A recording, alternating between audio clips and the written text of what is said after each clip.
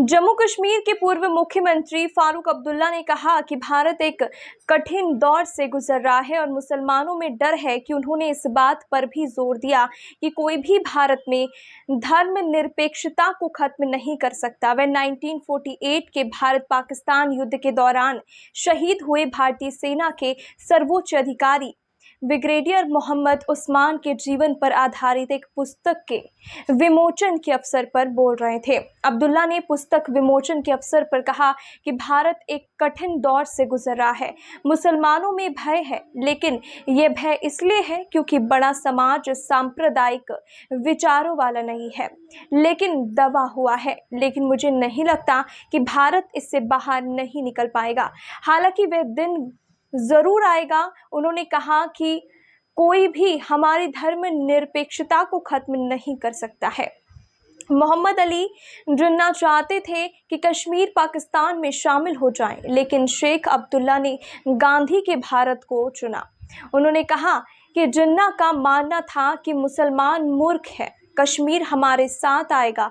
जब हमलावर आए तो राजा के पास बड़ी सेना नहीं थी।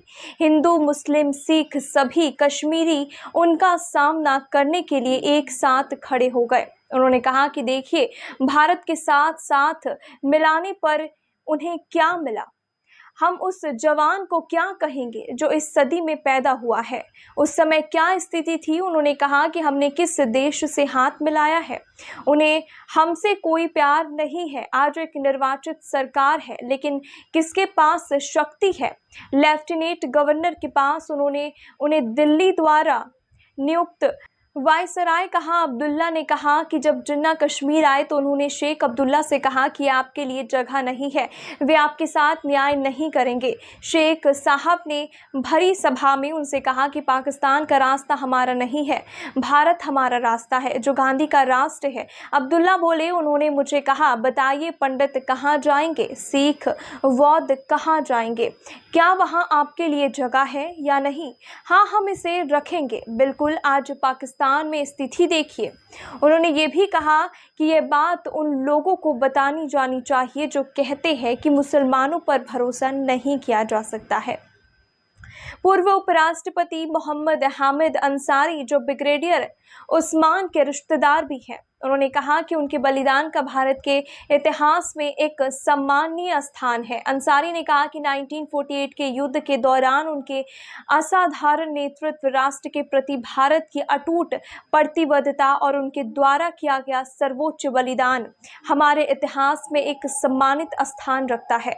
उन्होंने ये भी कहा कि ये पुस्तक वर्तमान पीढ़ियों के लिए उन लोगों को वीरता का एक सामयिक यादगार पत्र है जिन्होंने हमारे इतिहास के एक महत्वपूर्ण क्षण में हमारे देश की अखंडता की सफलतापूर्वक रक्षा की थी।